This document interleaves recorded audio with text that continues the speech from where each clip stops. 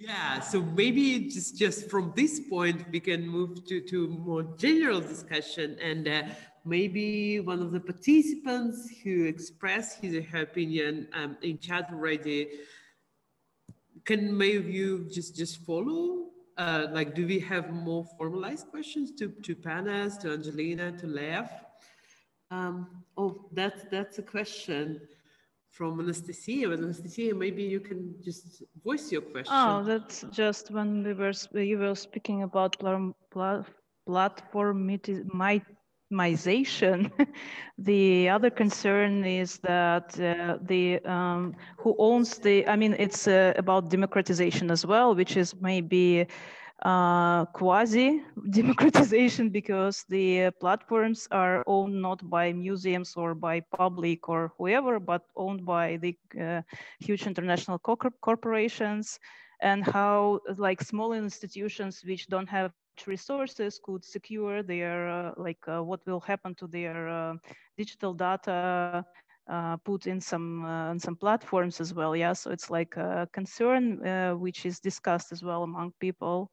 Yeah, that's just, I wanted to bring it up. This is why I wrote this term with techno-feudalism, which is also used for discussing the situation with the platforms which are actually in control of what will be kept or what not will be kept. Yeah, so we should not omit this from our picture, I think. Mm-hmm.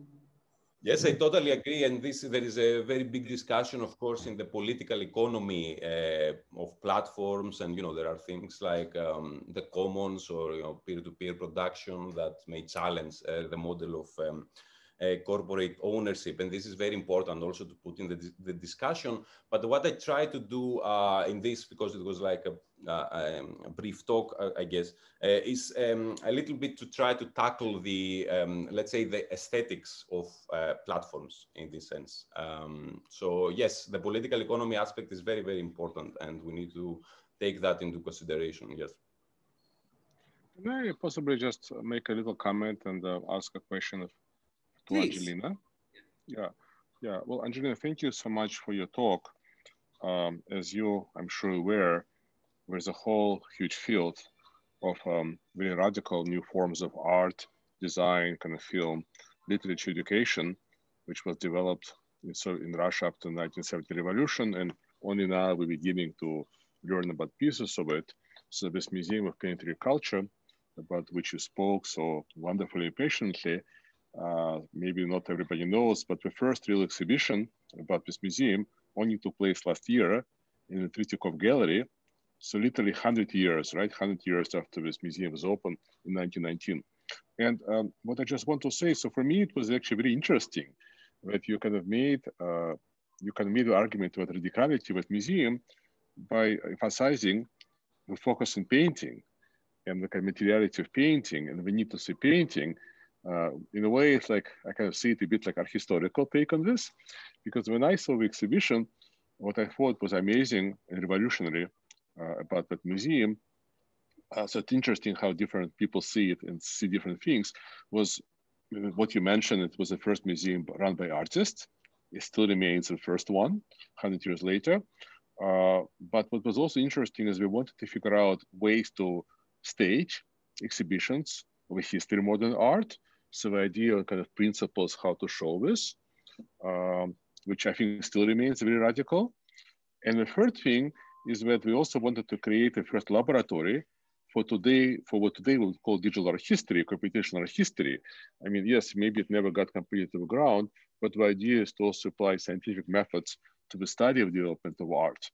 So each of those aspects, I think, right, is equally revolutionary, but together it just makes really, this place which only existed for 10 years amazing. And also I wanted to mention that, of course, you kind of was very interesting focus on painting, centrality of painting experience in that museum. But of course, we also had Futimas, and Futimas is now having, right, its own moment, through new books, a new exhibition now in the Museum of Moscow. And of course, not many people know, but it was more important than Bauhaus at its time. And of course, Futimas was about design, architecture, kind of everything which is not painting. So sorry, it was a bit of a comment, maybe not so much a question, but perhaps it was a question. No, Anything you want to? I just wanted to basically I wanted to make sure people could really pay attention to what you said because it was so important. Okay, thank you. First of all, you know, you're right that Hutemas did focus a lot on design and architecture. I think that, however, it's the historicization of Hutemas that has, especially we were talking in the chat about Khan Magomedov. There's a lot to say about this, about its historicization, including during the Soviet period, that sort of made it appear as an institution that was focused on design and architecture.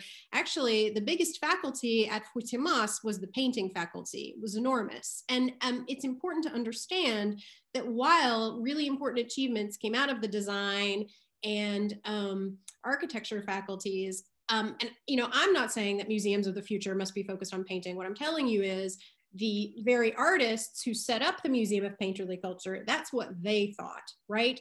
So if Hutemas, as a kind of state-free studio par excellence, which is what it was also set up on the basis of, okay, we're having this art education and we'll teach architecture, we'll teach design, we'll teach художественная промышленность, which is, I mean, I never really quite know exactly how to translate that, but it's things like designing coins, designing like the first Soviet ruble, you know? So like in smelter workshops, but painting will form the basis of the education of these artists who go off and do those things. And there's lots of theories as to why, you know, why that was the case, right? So I'm not saying, you know, the Museum of the Future must be focused on painting. I'm just saying that's what these people thought, right? But you're right, when you do go in, you know, there are a lot of different things. And I think another thing about that maybe I should mention, it's worth mentioning here, is there was a really interesting exhibition within this show that Yav was talking about sound, right? The section devoted to Solomon Nikritin and sound and color and sound. So that's already a kind of kind of immaterial, digital kind of media. Yeah, exactly. And he was Nikritin, if you read his archive, half of it is mathematical equations, right? So we're talking about someone who will go off and it will tell you he's a painter and this is painting, and yet when he works, it's not exactly painting. You know, it's music, or right. So I think that's very interesting and very important to keep in mind. Yeah.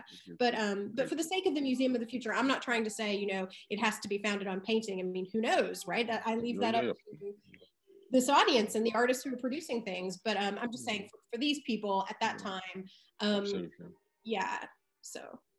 And Margarita, can I just ask one thing also of our panelists, because something I've been dying to ask all years, I mean, whole year now, I think is the perfect occasion. So watching, you know, all this. But I just give you, all of us actually, a warning, and then we conclude like in 15 minutes, but surely, yeah, please. Okay, 30 seconds. So what is interesting when we look at the avant-garde period, 1917, 1819, you know, with people lived in a much worse condition than people today in the so-called lockdowns, but we didn't make art about, oh my God, you know, our lives are so terrible. Oh my God, I don't have like food. You know, die from, you know, we actually tried to create art, film, design for the future, and continue with artistic projects, you know, Manovich or Tatlin or somebody else. And I think that today the museums, the cultural institutions, the artists are so much engaged in a kind of what I would call navel gazing. Oh my God, we're closed. Oh my God, I should make art about being isolated for a month. You know, to me, it kind of signifies how, I'm not saying today art is relevant, museums are relevant, but it's a different project. It's not connection to a 20th century avant-garde or modernism. It's really about something else. It's about, we have institution, we make art, we make installation, make videos. Oh my God, like we can't go on, we can't sell tickets. So it's doesn't seem like it's about any big issues. And, you know, the contrast between how I think these artists behave 100 years ago and today is striking to me and kind of sad. So I just wanted to, you know, see if somebody wants to scream at me, but I just wanted to say it. Yeah, thank you very much. I guess, Angelina, you want to react somehow, no? No, I mean, I'm inclined to agree with that almost completely. All I can tell you is just another historical anecdote that, you know, in 1919, I told you, it's one of the most creative years in the history of the whole Russian avant-garde. And when I say that, I mean, through the 1960s, you know, Russian modernism continues. And it is fascinating because on the one hand, you know, they will say things like, Hutemas, I'm so excited. I got into Hutemas. I'm from a village. And there's no heat in the studios. We all had to wear our coats, but we're making these works, and I mean, I do think there's something interesting to kind of be thought through and learned about that. And just, I didn't bring any relics, but if you look at photographs from Hutemas, for example, they're all in their studios and they're all wearing their coats. So it just gives you a sense of that experience. But yeah, I agree. So. Yeah, definitely. So great, guys. Do we have any other questions? If not, I just want to use, well, I waited for a couple of seconds before continuation. So I just want to use my privilege as an organizer to ask a question, which is to all of the presenters. So as I promised in the beginning in my introduction, some of you may missed, is it just when we talk about museum and all of the changes and the possible cultural future or некультурное будущее maybe as well, it's just really important to remember about ourselves as symbolic producers, as cultural workers. So if any of you, or maybe all of you, can just say a few words about possible particularities of cultural work in some models you drew on during your talks, and what are how the conditions can be improved, or maybe they're just a heaven for cultural workers in the Radical Museum of Russian Avant-Garde, possibly. Yeah, I just want you to reflect on that. Anyone? But when conditions of cultural work, do you mean people who work in museums and cultural centers? Because some of us, actually, three of us. No, it really depends on we're all professors here, actually, so that's why it'd be different. It's more academic work. Well, we can, I think if we still keen on Bourdieu at the end of the day, we can just use his concept of symbolic production, which works both for culture and academic work. Well, we are actually not all of us are professors. We have some cultural professionals here as well, including you, I saw. Yeah, how about 15 seconds? So, I kind of watch what happens in other industries like fashion, right, consumer industry, etc. And because these are companies and they're accountable to stockholders, right, they scrutinize with accounting, there are reports both by these companies and by sort of companies from outside about their performance.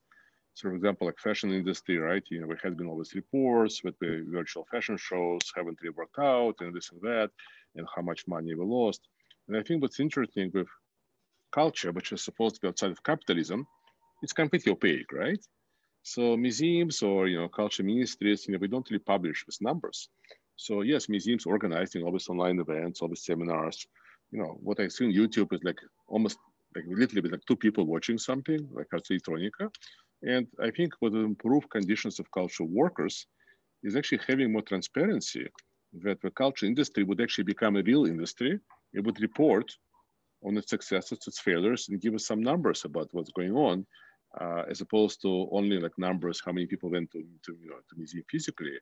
We never report numbers of like how many people online can go to, these events, etc., etc. So it's a kind of completely, it's much more capitalist than actually capitalist industries, which are much more transparent. Mm-hmm. Yeah. Someone started. No, I just wanted to agree with Lev, because I was also thinking about this word, that it should be more, so our work should be more transparent. So, I was thinking about this like half an hour or something. Yeah. Mm-hmm.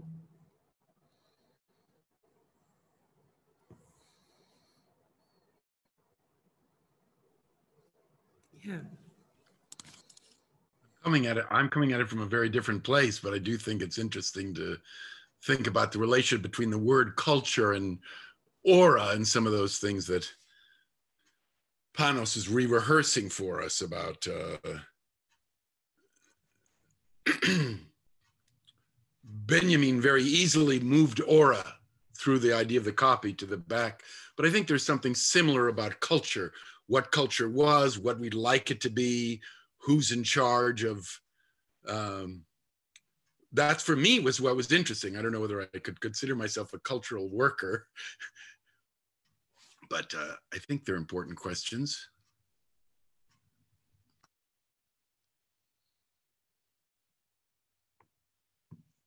It is. I mean, if we look at cultural work or museum work as platform labor, like we should definitely extend the category of workers who are involved in the production. And also, what about co-creative labor as, well, some theories would frame it. Do they, for example, like, should we get an account to the visitors, or so-called the audience, as co-creators?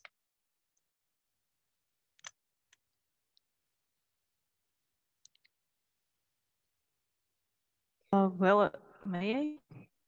I just was thinking that I had a small discussion as well with my colleagues from Novosibirsk during the the panel, and we were talking about that it's very like organic for the archival work, for example, to be co-creative with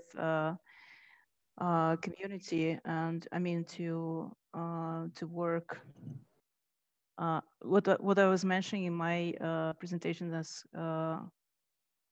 crowdsourcing, yeah, in this towards this way.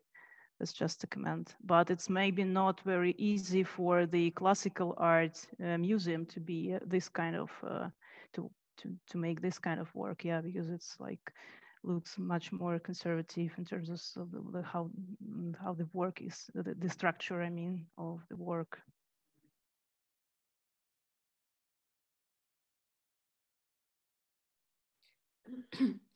Crowdsourcing, can I just ask, just to understand, by crowdsourcing, you mean like to organize, let's say, museum projects or exhibitions by trying to petition for funds online, or? No, I don't mean exhibitions. Actually, exhibitions is something very like more, it's not my topic. I'm thinking about archiving the recent past. And for this like work, it's very like organic to work collaboratively and so on. Yeah, so it's much easier maybe for me as a cultural worker to imply this kind of approach than for making exhibitions or whatever. You know, yeah. So that was what I meant. Well, you know, in relation to archiving recent past, so I was recently watching and participating in also equally interesting conference organized by Museum of Moscow, and we had speakers who are people from curators from city museums, Amsterdam, you know, Paris, Luxembourg, Moscow, and so on. Very innovative people, and we all started immediately in early spring kind of projects to archive this year, and you know, they actually invited people in the cities to send stuff to them. And I think, I mean, sorry to be so general, I think we're way more progressive in art museums, because I think they know some art, because, you know, art museums, I mean, we're all intellectuals, but, you know, we kind of have to defend this myth of professional artists, you know, et cetera, et cetera. Whereas in a way, we're more anthropological. And I was kind of amazed. I didn't know that these museums are so interesting. And, you know, we can archive Twitter and WhatsApp and photographs. And, you know, there are some problems of how we do it, because of course, if I say people, okay, everybody can send us anything they want. What about people who don't send anything? And, you know, there are other issues, but it was very, I mean, Nastasia, sounds like you know about it. So we can kind of learn from them in the art sector. I think it was very interesting. Yeah, sure. And I just remember the one example. It's not Russian, unfortunately, as well, because like I see that they have a lot of Western examples. And I can't give you a certain link, but I do remember this report from one of the European ArtNet meetings in 2013 that people from Documenta archive from Kassel, they were telling this kind of project that they gave out the huge amount of photographs made on the old documentas, and they asked the old citizens of Kassel to recognize the venues and people on them and so on, that they couldn't do themselves because of the lack of resources and everything. So it was just like work with the older citizens of Kassel, yeah, together on this archive. Yeah, and just a small example, yeah. I just think it's an interesting classification of art museum and city museum, for instance, or history museums, because like for ages I never thought about that, because like if you look at Museum of Moscow, clearly that's a different method than a local museum, let's say, well, in Kassel or in like, well, Bielefeld for instance, and just coming back to this large Putemas exhibition, which is now off because of the restrictions, but it takes place there. So, it's really, I mean, I'm sorry I'm missing that event because I think we are in parallel, but it's just super interesting what kind of dialogue is possible if the conditions, the structures of funding are so different for like Amsterdam City Museum and then the Museum of Moscow and maybe smaller towns museums. So together with this question, I think we're getting back to the question of classifications in art, in cultural industries, like what we discussed together with Panos and also with Lev, and during the first panel, like when museums, classical museums or any kind of museums compete with other platforms. And I keep thinking about platforms now differently, because like, can we just have, if we back in the Russian avant-garde era, what is the platform then? Or platforms are just digital platforms? Or should we extend this concept? Yeah, so many thoughts. Well, obviously, the key platform of modernist avant-garde was the journal, right? Every group was publishing a manifesto. But I think I kind of want to make sure, what you wanted to discuss, maybe we didn't do such a good job, I apologize personally, about cultural workers and what make kind of their work, easier, would not be forgotten. I'm just trying to figure out how to address this issue, because it seems like people in this panel, they're kind of employed by high institutions, or by museums who actually have full-time jobs. So I'm not sure, maybe, did you want to talk about more freelance people or artists themselves? I'm also thinking about bloggers, right? I mean, blogger is the cultural hero of our time, right? And they can try to live on advertisement, but only a few people can do it. So usually we do it kind of part-time, but this is, let's face it, it's like a new major cultural figure of our time, or influencer, the cultural figures also. Yeah, I think it's really important, and maybe tomorrow we can have more conversation, because more cultural practitioners will be involved. But I just, especially within Russian case or maybe Turkish case, because some Turkish colleagues obviously here, I don't think that actually that's a strong and like black and white division between those academics who are kind of in more privileged situation, or those people who are employed in the museum, even though they have open-ended contracts, and those people who are independent artists. And sometimes people mix roles. So I think the lines, social inequality, there are multiple lines, and I would say as just intersectionally. But I just, with bringing us back to cultural workers, I just wanted us to be aware about us and our labor conditions, because, well, as well, if you like, symbolic workers, because there shouldn't be abstract future for the museums, but also like more human version of the future for us as well.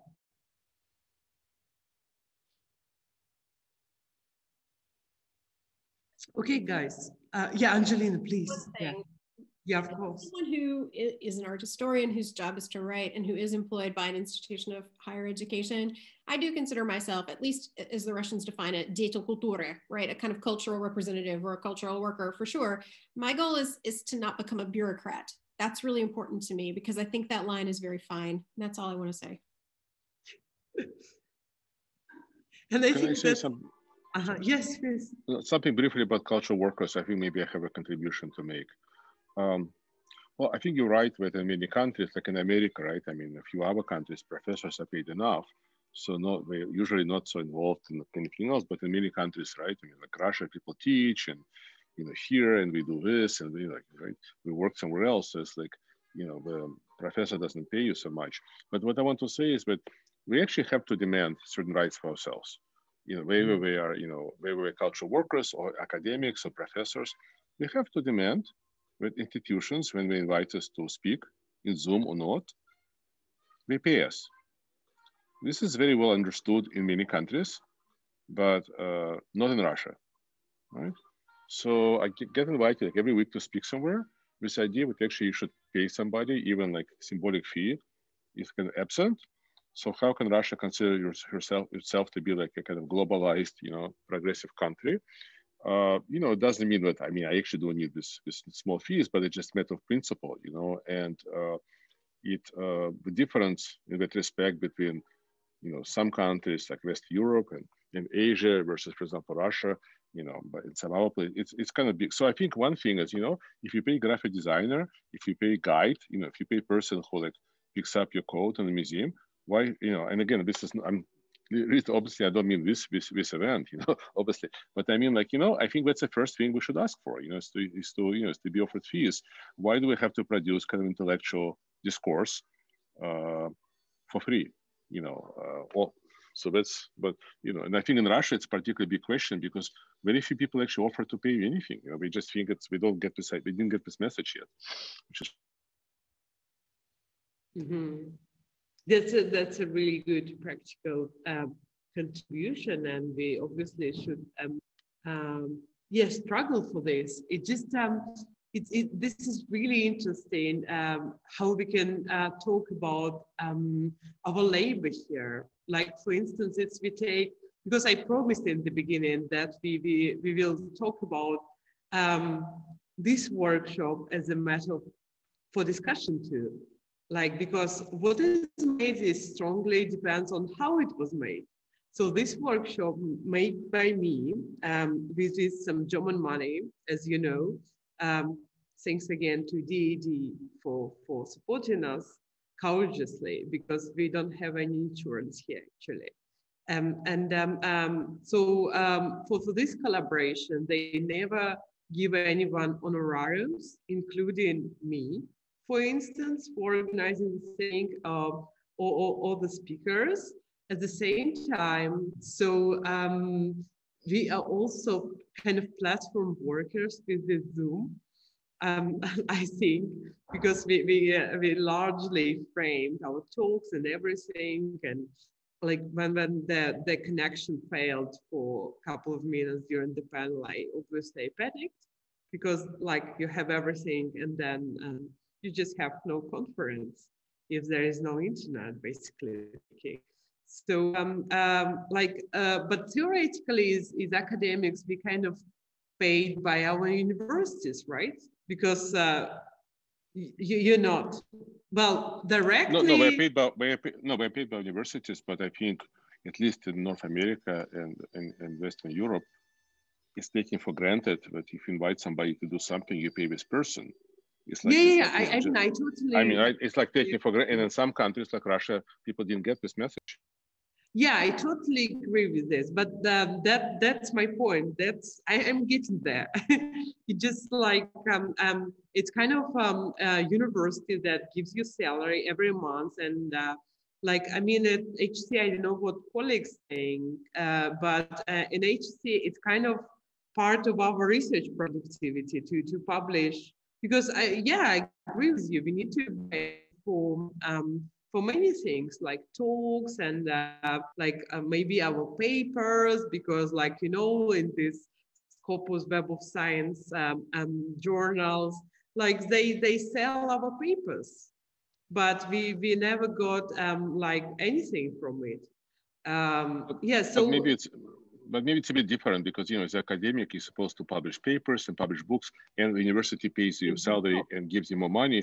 But for example, you know, we don't have to give lectures. Nobody will have to give endless interviews for free. That's something we do for free, or somebody pays it. Yeah, and I mean, sorry to be so passionate. I just had so many cases recently, like people like, why can't you give another interview? Why? Why have to give you interview? I mean, yes, this is important, and that's a question like, why do we do certain things, and what are the boundaries of academic labor? Like, if you publish something on Facebook academically, like, shouldn't be an honorarium for that? Like, for instance, and who's paying then? So a lot of things to continue this. So I'm inviting you to join us again tomorrow. Unfortunately, the first part of the program tomorrow, which is an exhibition tour, will be only offline, but there will be a discussion at 5, right? At 5. And more artistic practitioners will take part in it. So you're cordially invited to join us, and if even unpaid, as an organizer, I can say how happy I am to have all the great talks here, and actually that the event happened, because I had no predictions about that everything could happen. But it happened, and I'm pretty happy with that, and also with the coherence of the program, because I mean, we traveled quite a lot from one country to another, from one theme or disciplinary area to another, but there are a lot of streamlines, and I think that kept discussion really intense and focused. So once again, I'm more than happy to accommodate the conversation. And yeah, I'll see you on again in all kinds of private, public, digital, and offline places. Yeah, thanks for coming. Yeah. Thank you very much. Thank you very much for organizing it, Rita. Thanks to everyone. Yeah. Bye-bye. Thank you.